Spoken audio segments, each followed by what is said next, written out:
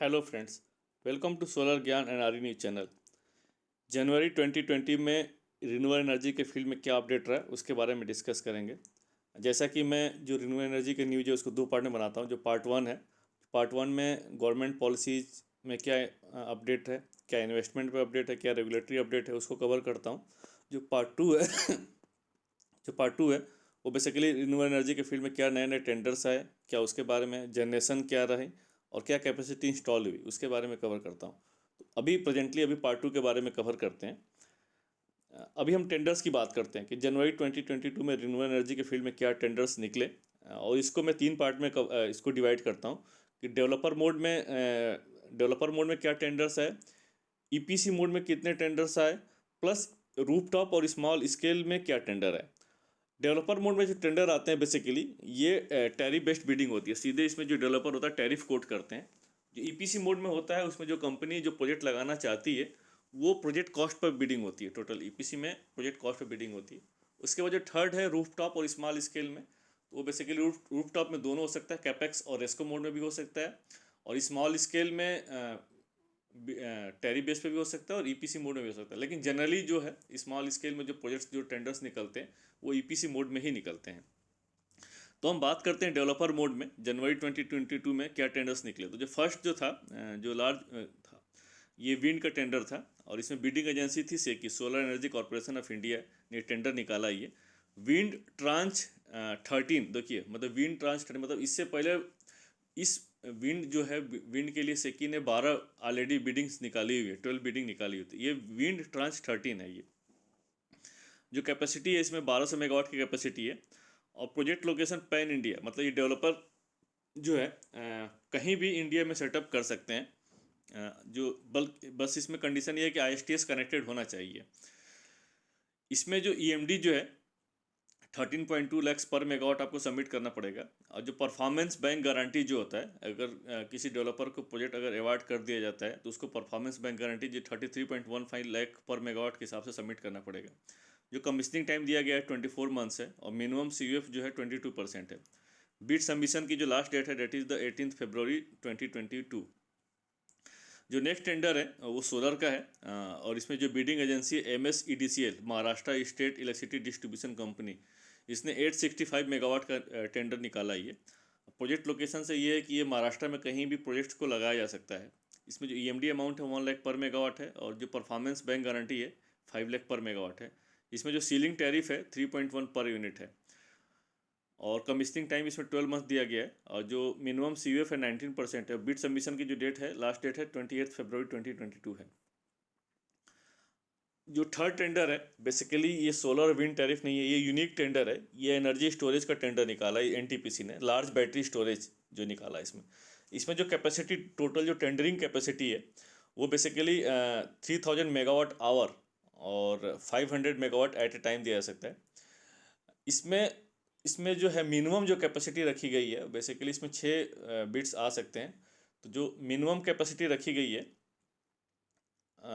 उसमें 600 megawatt our जो है और 100 megawatt at a time. Basically थोड़ा सा आप इसको समझना पड़ेगा, मेगावाट आवर और मेगावाट क्यों लिखा जाता है। मेगावाट का मतलब ये है कि मिनिमम जो है एट ए टाइम आप इतना, आपको 500 मेगावाट जो है मतलब बैटरी से विड्रॉ की जा सकती है। और टोटल जो स्टोरेज कैपेसिटी होगी 3000 मेगावाट आवर होगी। आप समझ गए ना। मान लीजिए अगर 500 मेगावाट अगर लेते हैं और 3000 मेगावाट है तो ये कितने घंटे के लिए है, तो 6 आवर्स ये बैटरी स्टोरेज कर रही है। अगर हम मैं कम विड्रॉ करूंगा तो बैटरी अगर ज़्यादा ड्यूरेशन के लिए हो जाएगा। लेकिन मैक्सिमम जो विड्रॉ एक साथ मैं कर सकता हूँ 500 मेगावाट कर सकता हूँ। इसीलिए दोनों चीज़ें, दोनों जो पैरामीटर है ये बताया जाता है कि टोटल स्टोरेज कैपेसिटी की है और मैक्सिमम जो है एट ए टाइम मैं कितना विड्रॉ कर सकता हूँ। प्रोजेक्ट लोकेशन जो है इसमें पैन इंडिया बेसिस पे इसमें बैटरी स्टोरेज कहीं भी लगाया जा सकता है। ये आईएसटीएस कनेक्टेड होगा ये। और इसमें जो ईएमडी रखा गया 12 लैक्स पर मेगावाट रखा गया। और बिड सबमिशन की जो लास्ट डेट है दैट इज द 11 मार्च 2022। जो नेक्स्ट है ये भी सोलर को है, सोलर पे ही है। इसमें जो बिडिंग एजेंसी है GUVNL, गुजरात ऊर्जा विकास निगम लिमिटेड। कैपेसिटी 500 मेगावाट है।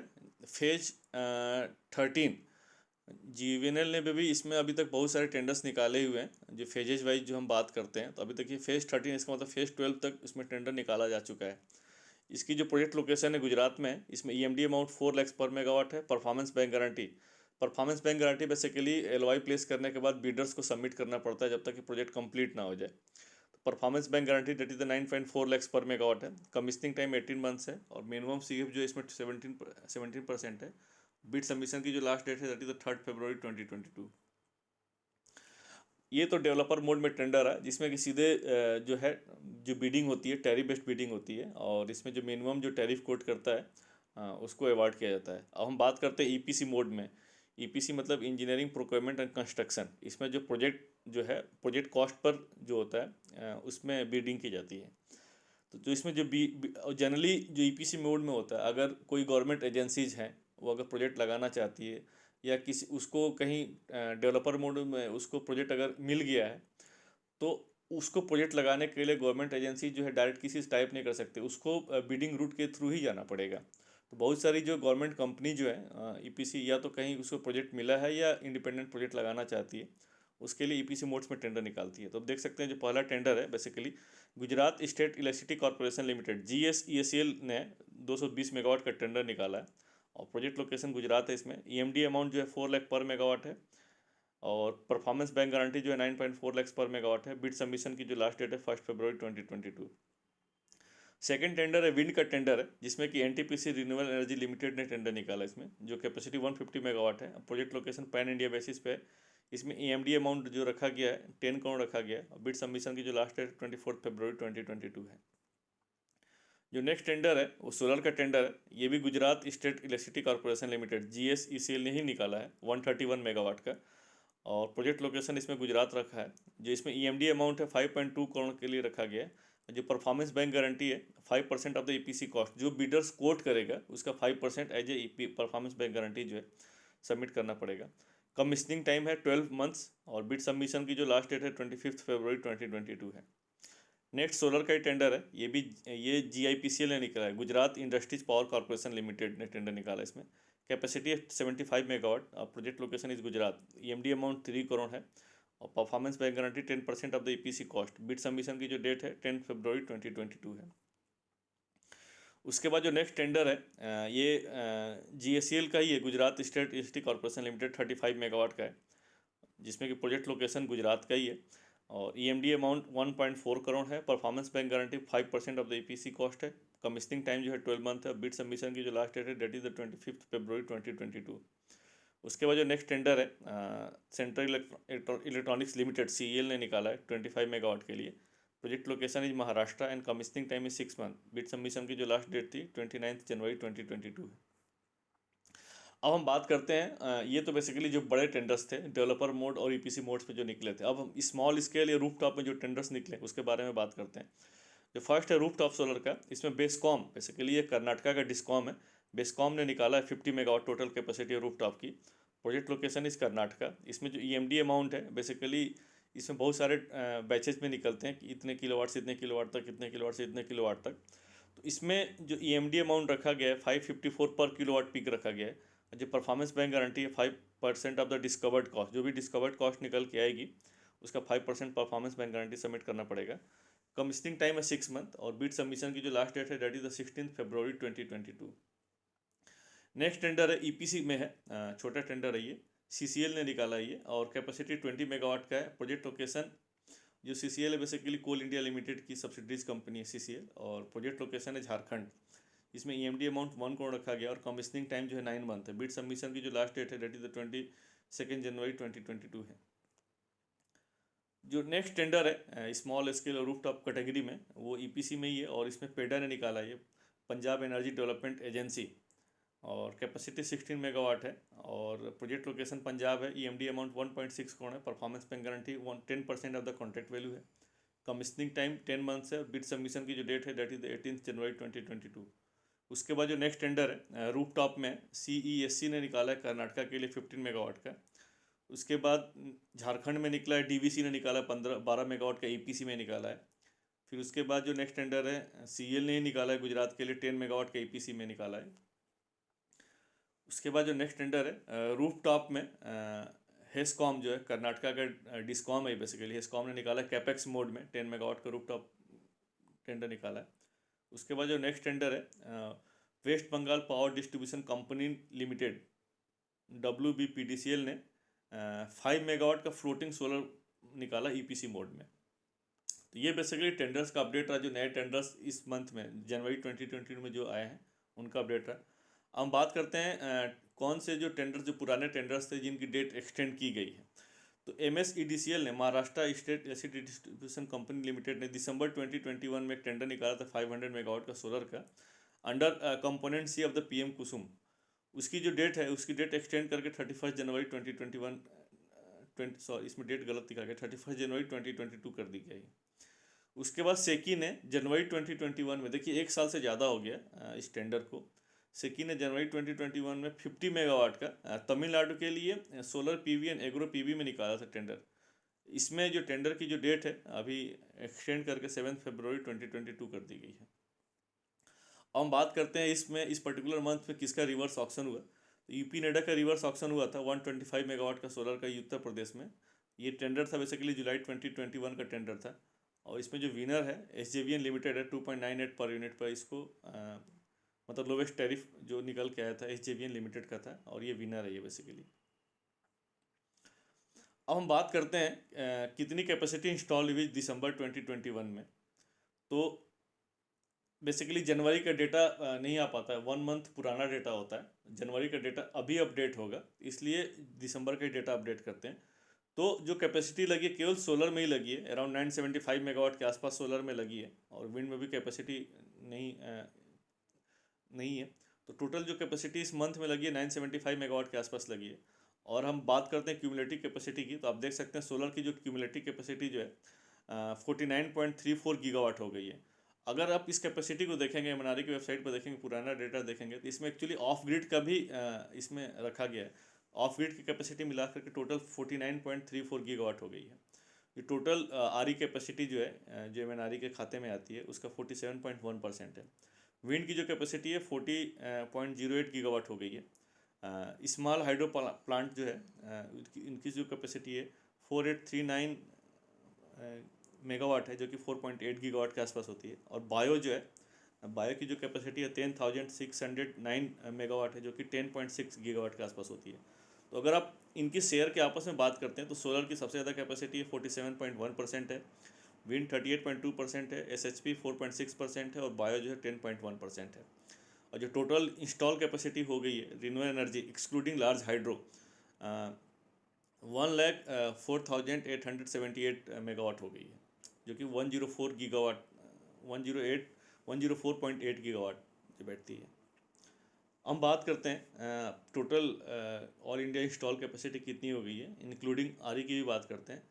तो अगर हम बात करते हैं टोटल इंस्टॉल कैपेसिटी की, टोटल इंडिया की, तो टोटल हो गई इंडिया की कैपेसिटी 393.389 गीगावाट, 3,93,389 गीगावाट, जिसमें टोटल थर्मल की जो कैपेसिटी है 2,35,219 मेगावाट, न्यूक्लियर की 6,780 मेगावाट, लार्ज हाइड्रो की 46,512 मेगावाट, और रिन्यूएबल एनर्जी जस्ट हमने पढ़ा है कि 104,879 मतलब 1,04,879 मेगावाट।